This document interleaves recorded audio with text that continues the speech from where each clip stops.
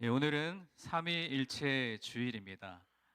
교회력에는 많은 절기들이 있는데 이 삼위일체 주일이라는 절기의 이름이 여러분에게 때로는 조금 생소하게 느껴질 정도로 이 교회력 중에서 삼위일체 주일은 별로 기억되지 않는 주일입니다.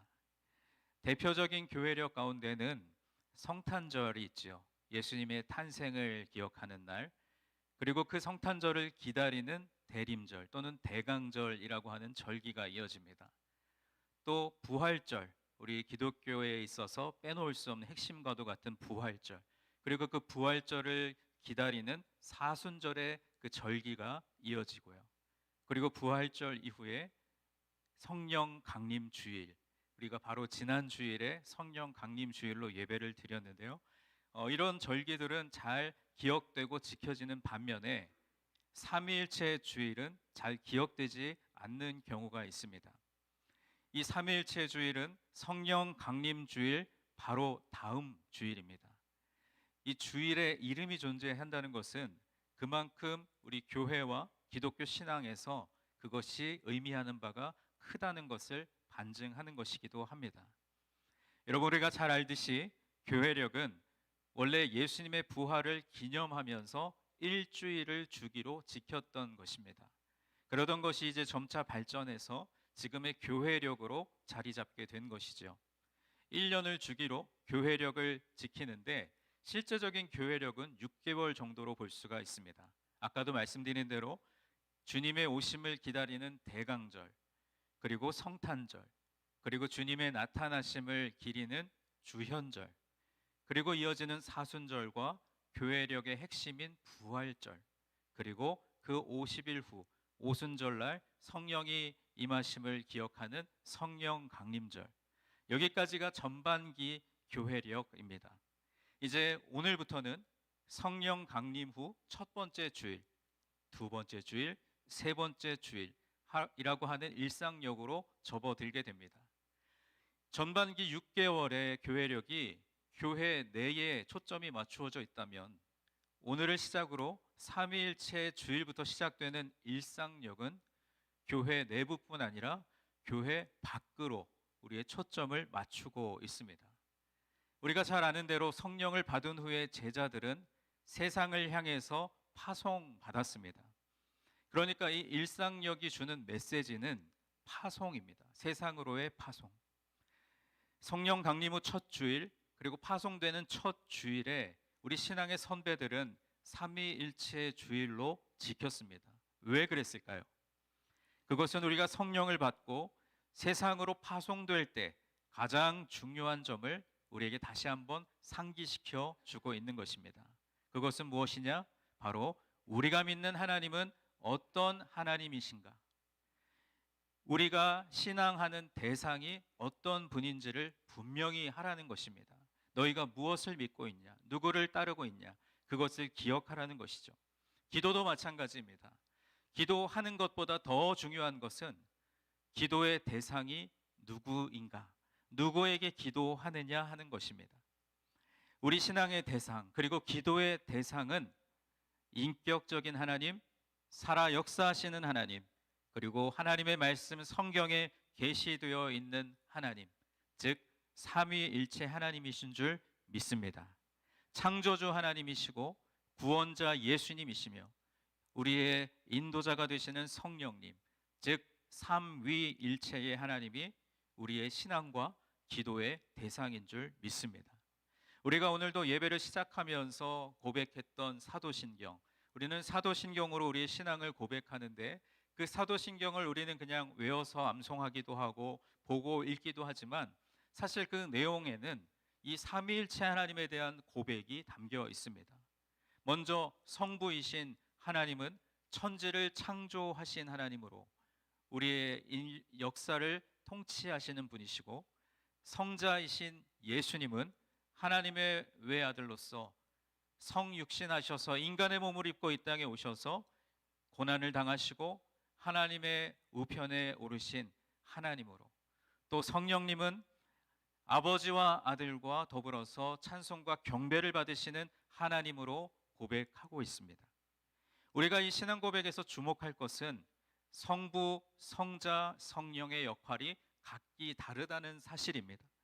그리고 각각 독립적인 위격을 가지신 하나님이라는 것입니다. 오늘 삼위일체의 주일을 맞이하면서 조금은 어렵고 까다로울 수 있지만 그렇다고 그냥 덮어놓고 갈 수는 없는 삼위일체 하나님의 그 신앙 고백을 우리가 분명히 하는 오늘 하루가 되기를 소망합니다.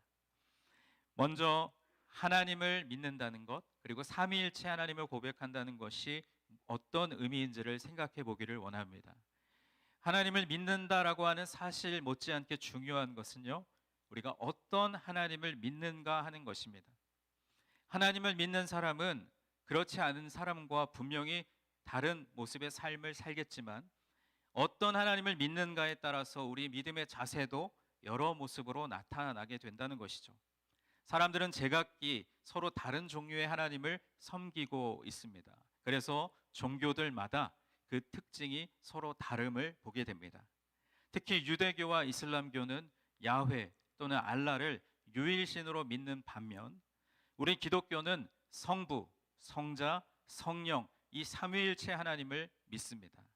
이런 점에서 볼 때 이 삼위일체 하나님에 대한 신앙은 그리스도인들을 다른 종교 또는 다른 신앙인들과 확실하게 구분시켜주는 결정적인 진리라고 할 수 있는 것이죠. 이 진리를 확정하고 지키기 위해서 초대교회는 수세기 동안에 걸쳐서 많은 노력을 기울여 왔습니다. 왜냐하면 우리가 믿는 기독교의 사활이 바로 이 진리에 걸려 있기 때문입니다. 기독교 역사에서 삼위일체론이 정식으로 채택된 것은 주후 325년 니케아 회의라는 자리에서 이 고백이 확정되었습니다. 예수님을 믿기 이전의 사람들은 성경을 통해서 하나님은 한 분이시라는 것을 알았습니다. 그런데 예수님을 알게 된 이후에 예수님 그리고 성령님도 하나님과 같은 능력을 가지고 계신 분이라는 것을 깨닫게 된 것이죠. 이렇게 생각하는 사람들 가운데 어떤 이들은 예수님은 하나님과 비슷하긴 하지만 본질적으로 하나님은 아니라고 생각하는 사람들이 있었습니다. 그 대표적인 인물이 아리우스라고 하는 인물입니다. 아리우스는 예수님은 하나님이 아니라고 생각했습니다. 그런데 여기에 반대해서 아니다, 예수님도 하나님이시다, 비슷한 것이 아니라 완전히 하나님이시다라고 주장하는 사람들이 있었는데 또 그 가운데 대표적인 인물이 아타나시오스라고 하는 인물입니다. 이 여러 논쟁들이 있었는데 이것이 교회뿐 아니라 온 나라를 떠들썩하게 하자 이 문제를 그냥 두어서는 안 되겠다라고 생각했던 콘스탄틴 황제가 회의를 소집했습니다. 그리고 그 자리에서 이 문제를 정리했는데 이것이 초대교회뿐만 아니라 우리 기독교 역사를 통틀어서 아주 유명한 325년 6월에 열린 니케아 회의였습니다. 이 회의에서 아리우스가 지게 되고 아타나시우스의 주장이 이기게 됩니다. 결국 예수님은 하나님이 아니라 하나님과 비슷하다라고 주장했던 아리우스파에게 아니다, 예수님은 완전한 하나님이시다라는 아타나시우스파의 주장이 이기게 된 것입니다. 이렇게 니케아 회의에서 채택된 신앙 고백 안에는 삼위일체의 핵심이 담겨 있습니다. 성부 하나님만을 강조하고 예수님이나 성령님은 하나님이 아니라고 주장했던 사람들의 하나님을 우리는 일신론의 하나님이라고 고백합니다. 이들은 예수님이 하나님과 같다는 것을 부인했는데 그것은 그들이 너무 성부 하나님, 세상을 창조하신 그 전능하신 하나님만을 강조했기 때문입니다. 하나님은 한 분이시다, 하나님은 거룩한 분이시다, 하나님은 절대적인 분이시다, 권능의 하나님이시다, 이렇게 너무 성부 하나님만을 강조하다 보니까 예수님을 인정하지 못했던 것입니다. 여러분, 우리가 아는 대로 예수님은 인간의 몸을 입고 이 땅에 오셔서 천한 목수의 가정에서 자라셨으며 이 일신론자들에게 의하면 어떻게 하나님이 그 낮고 천한 말 구유에서 태어날 수 있으며 어떻게 그렇게 비천하게 살다가 비참하게 십자가에서 죽을 수 있냐는 것이죠. 하나님은 절대로 그럴 하나님이 아니라는 것입니다. 절대적인 하나님, 능력이 많으신 하나님, 창조주 하나님, 초월적인 하나님은 절대 인간이 되실 수 없다는 것이 이 일신론자들의 주장이며, 그 하나님이 인간이 되셨다라고 정리한 것이 바로 오늘 삼위일체주일에 우리가 고백하는 삼위일체 하나님입니다. 그런데 여러분, 사실 여러분 교회를 오래 다니시고 신앙생활을 오래 하셨어도 이 삼위일체에 대해서 정확하게 이해하고, 또 누군가에게 삼위일체 하나님은 이런 것이야 라고 정확하게 이야기할 수 있는 것은 쉬운 일이 아닙니다. 교회 역사에서 가장 위대한 기독교인이자 기독교 최고의 스승이라고 불리며 초대 교회의 영성과 신학을 자리 잡도록 큰 역할을 했던 성 어거스틴, 또는 아우구스티누스라고 알고 있는 그분도 이 삼위일체에 대해서 정리하고 글로 남기기까지 무려 한 20년 이상이 걸렸다고 합니다. 그리고 어거스틴이 이 삼위일체에 대해서 책을 쓰고 또 정리하는 데 있어서 조금 흥미로운 이야기가 전해 내려옵니다. 자신이 이 삼위일체의 신비를 어느 정도 이해했다고 자부한 어거스틴이 잠시 좀 머리를 식히기 위해서 바닷가를 이렇게 거닐고 있었습니다. 그때 한 소년이 모래 위에 조그마한 구멍을 내고 계속해서 그 위에 바닷물을 퍼다가 옮기는 모습을 보게 됐습니다. 저 소년이 뭘 하고 있나 이상하게 생각한 어거스틴이 찾아가서 아이야, 너 무엇을 하고 있냐고 묻자 바닷물이 어느 정도 되는지 알아보려고 그런다라고 이야기했습니다. 어거스틴이 그 아이에게 얘야, 너는 결코 바다를 그 구멍 속에 다 넣을 수가 없단다. 왜냐하면 바다는 너무나 크고 넓기 때문이야. 그러면서 살짝 비웃었습니다. 그러자 소년이 고개를 탁 들면서 어거스틴을 쳐다보면서 이렇게 얘기합니다. 삼위일체에 대해서 글을 쓰고 있는 당신도 마찬가지입니다. 그렇게 말하고는 사라졌다는 것이죠.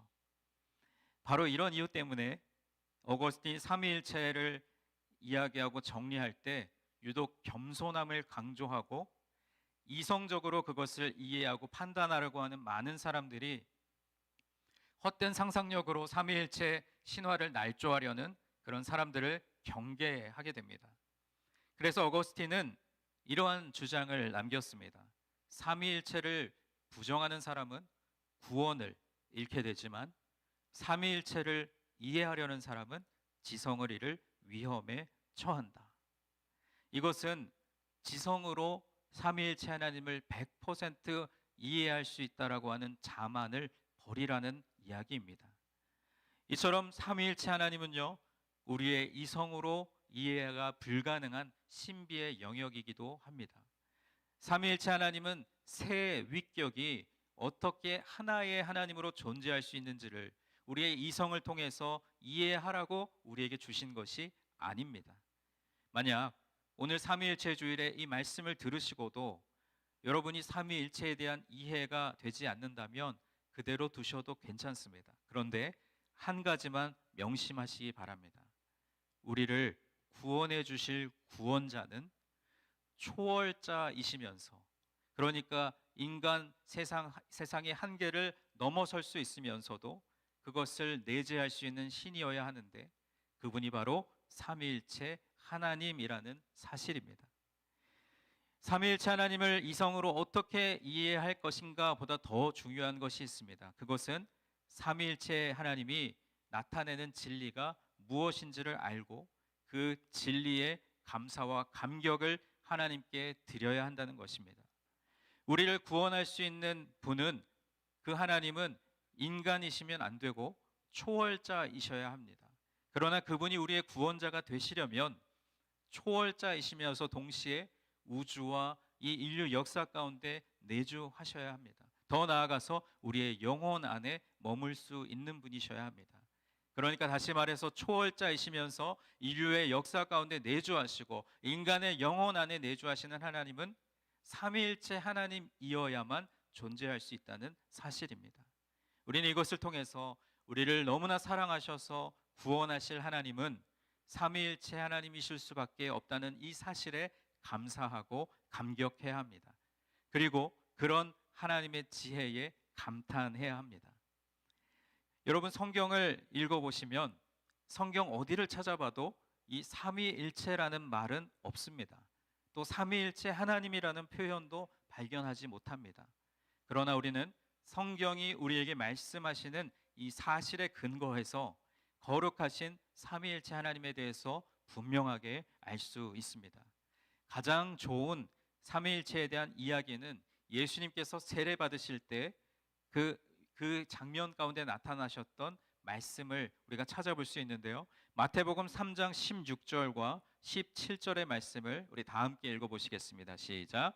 예수께서 세례를 받으시고 곧 물에서 올라오실새 하늘이 열리고 하나님의 성령이 비둘기같이 내려 자기 위에 임하심을 보시더니 하늘로부터 소리가 있어 말씀하시되 이는 내 사랑하는 아들이요 내 기뻐하는 자라 하시니라. 아멘.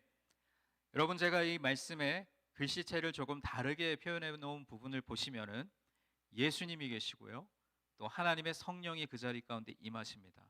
그리고 하늘로부터 소리가 있어서 말씀하시는 하나님의 음성이 내 사랑하는 아들이요 내 기뻐하는 자라고 말씀하십니다. 그러니까 여러분, 이 장면에서는요, 성자 예수님은 세례를 받으시고 성부 하나님은 그 자리에 말씀하시고 또 하나님의 성령이 임하시는 장면이 나오죠. 그뿐 아니라 우리가 잘 아는 마태복음 28장 18절부터 20절까지의 말씀을 보시면 예수께서 나와 말씀하여 이르시되 하늘과 땅의 모든 권세를 내게 주셨으니 그러므로 너희는 가서 모든 민족을 제자로 삼아, 그 다음이 중요합니다, 아버지와 아들과 성령의 이름으로 세례를 베풀고 내가 너희에게 분부한 모든 것을 가르쳐 지키게 하라. 볼지어다 내가 세상 끝날까지 너희와 항상 함께 있으리라 하시니라 라고 말씀합니다. 여러분, 여기에서도 권세를 주시는 이가 있고요, 그 권세를 받는 이가 각각 다른 존재로 묘사되고 있습니다. 세례를 줄 때에도 아버지, 아들, 성령을 구분하고 있습니다. 따라서 우리가 삼위일체 하나님을 이해할 때 하나님은 한 분이라고 하는 숫자적인 개념으로 이해하면 실제적인 많은 부분들을 놓치게 됩니다. 우리가 하나님은 한 분이라는 것을요, only one people로 생각하면은 그거는 숫자적인 개념으로 하나님을 이해하는 것이지만, 이 하나님이 한 분이라는 사실에 대해서 요한복음 14장 16절은 이렇게 기록하고 있습니다. 내가 아버지께 구하겠으니 그가 또 다른 보혜사를 너희에게 주사 영원토록 너희와 함께 있게 하리니. 지금 이 말씀도 보시면 구한 이가 있고 그것에 응답하신 이가 있고 그리고 응답하신 이가 보내시는 이가 있습니다. 그리고 또 요한복음 16장 7절의 말씀에서도 그러나 내가 너희에게 실상을 말하였노니 내가 떠나가는 것이 너희에게 유익이라 내가 떠나지 아니하면 보혜사가 너희에게도 오시지 아니할 것이요 가면 내가 그를 너희에게 보내리니 라고 말씀합니다. 성령님은 하나님께로부터 보내심을 받기도 하고 또 예수님께서도 보내심을 받습니다. 결코 한 분 동일인이 아니라는 것입니다. 우리가 이해할 수 있는 가장 쉬운 표현으로 하면 하나님은 세 가지 인격, 즉 구별된 삼위이십니다. 성부, 성자, 성령이 하나님을 함께 호칭할 때 세 하나님 또는 삼신이라고 부르지 않고 삼위라고 우리는 부르는 것이죠. 그것은 또한 하나이면서 셋이라고 하는 숫자적인 신비를 말하는 것이 아닙니다. 그래서 아까 말씀드린 325년에 있었던 니케아 회의에서 하나님은 숫자적으로 한 분이 아니라 세 인격체라는, 즉 성부, 성자, 성령 하나님이라는 공식적인 신조, 신앙 고백이 채택된 것입니다. 이것이 삼위일체에 대한 최초의 정통적인 신조입니다. 그러면 하나님은 한 분이라는 이 하나라고 하는 개념을 어떻게 성경은 기록하고 있을까요?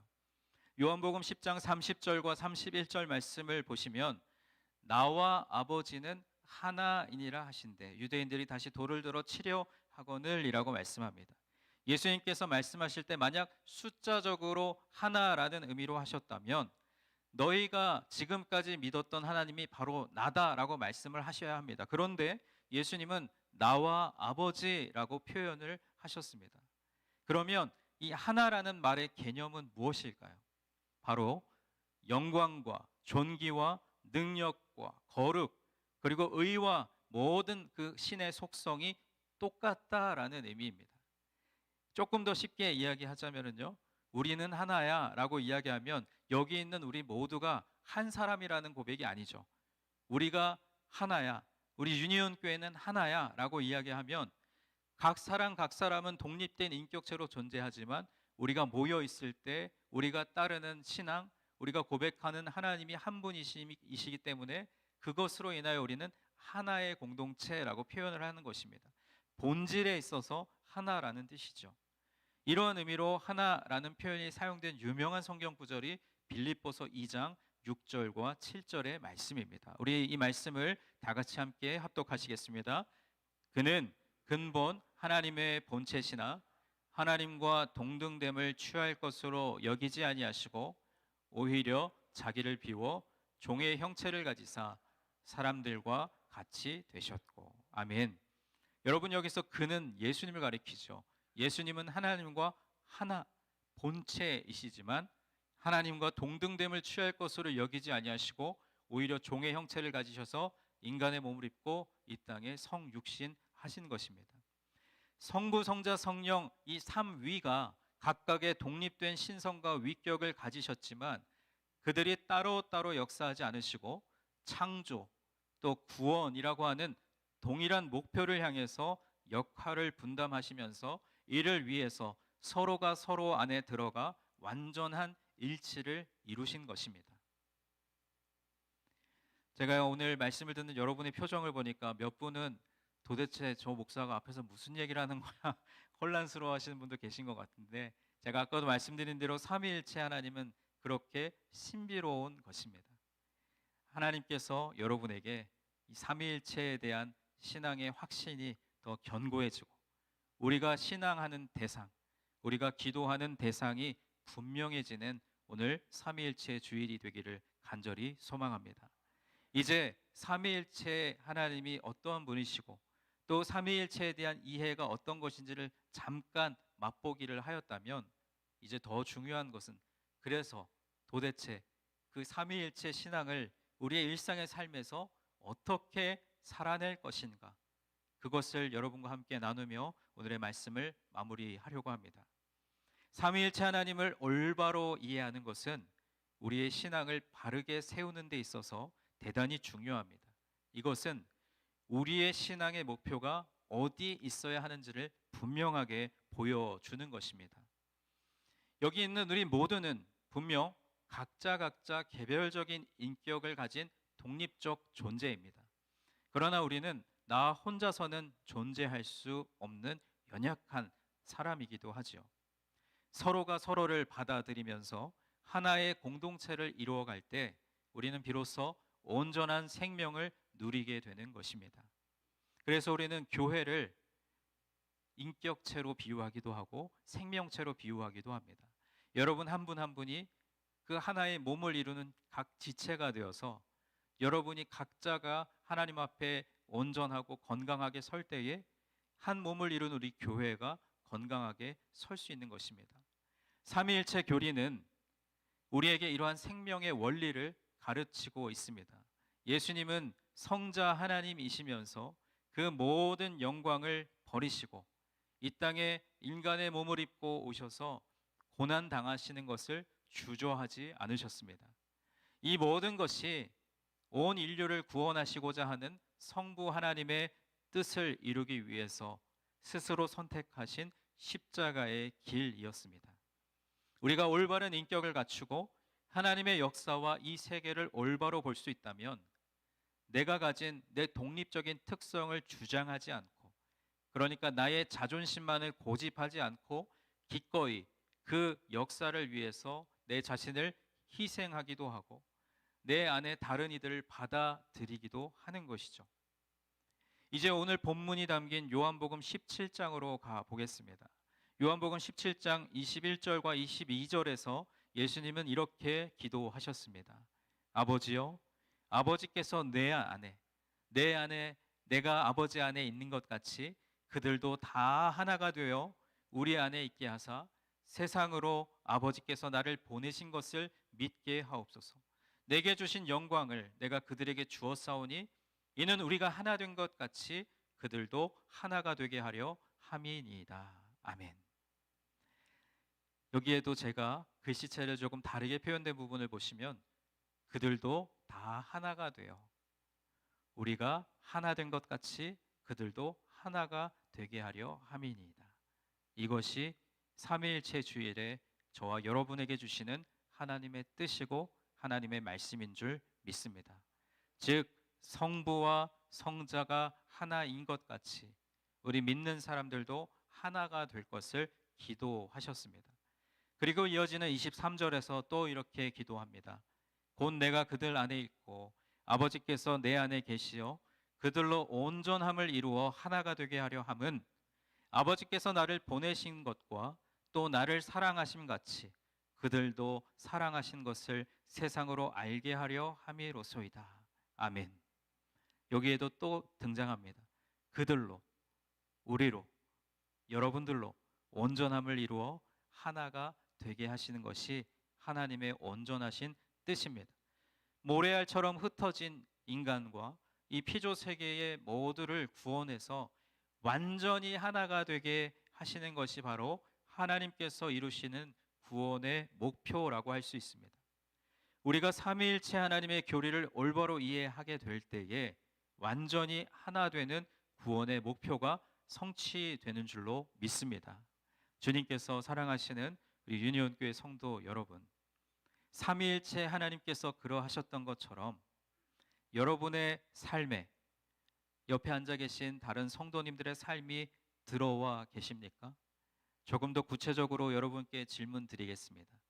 여러분이 기도하실 때 나의 기도, 내 자녀, 내 가족, 내 이웃의 기도뿐만 아니라 주일이면 만나는 이 한 몸을 이룬 유니온교회 공동체 안에 그저 일주일에 한 번 얼굴을 대하는 그런 피상적인 관계가 아니라 저 집사님 그런 기도 제목이 있으셨는데 요즘은 어떻게 되셨나?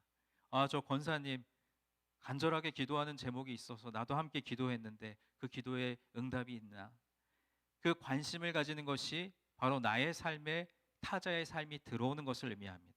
반대로 여러분은 또 다른 성도님들의 삶에 들어가 계십니까? 여러분의 삶의 어려움과 고통과 간절한 기도 제목이 나 혼자 끌어안고 끙끙거리는 기도가 아니라 내 옆에 있는 집사님, 권사님, 장로님 그분들께 내 삶의 이 어려움과 기도 제목을 나누어 드려서 그것이 그들 안에 거하여서 그것이 그들의 기도가 되고 그래서 우리가 하나 되는 그러한 역사가 여러분의 삶 가운데 있으십니까? 혹시 일주일에 한 번 교회에서 잠깐 만나는 사람과 그냥 겉도는 세상 이야기 잠깐 나누다가 그렇게 헤어지고 또 일주일의 삶 속에서는 아무 상관없이 살아가다가 또 주일이면 와서 어떤 가면을 쓰는 것처럼 그래 나 집사지 나 권사지 나 장로지 밝게 인사하고 또 이야기해야지 그런 피상적인 관계를 말하는 것이 아닙니다. 또 여러분 주일에 교회 오실 때 좀 거리끼는 사람 불편한 사람을 피하고 계시지는 않으십니까? 하나님의 말씀 에베소서 4장 31절과 32절은 이렇게 말씀하고 있습니다. 너희는 모든 악독과 노함과 분냄과 떠드는 것과 비방하는 것을 모든 악의와 함께 버리고 서로 친절하게 하며 불쌍히 여기며 서로 용서하기를 하나님이 그리스도 안에서 너희를 용서하심 같이 하라라고 말씀합니다. 다시 한번 이 말씀이 오늘 삼위일체 주일에 우리의 하나됨을 위해서 너무나 꼭 필요한 말씀이기 때문에 다시 한번 제가 봉독해 드립니다. 너희는 모든 악독과 노함과 분냄과 떠드는 것과 비방하는 것을 모든 악의와 함께 버리고 서로 친절하게 하며 불쌍히 여기며 서로 용서하기를 하나님이 그리스도 안에서 너희를 용서하심 같이 하라. 아멘이십니까? 이것은 한쪽에서만이 아니라 우리가 함께 서로를 향해서 해야 하는 것입니다. 제가 요즘 가끔 우리 교회가 여러 가지로 좀 어려움을 겪고 있을 때 우리 교회 공동체를 떠나 계시는 분들에게 연락을 드리기도 하지만 그분들이 먼저 저에게 연락을 주시기도 합니다.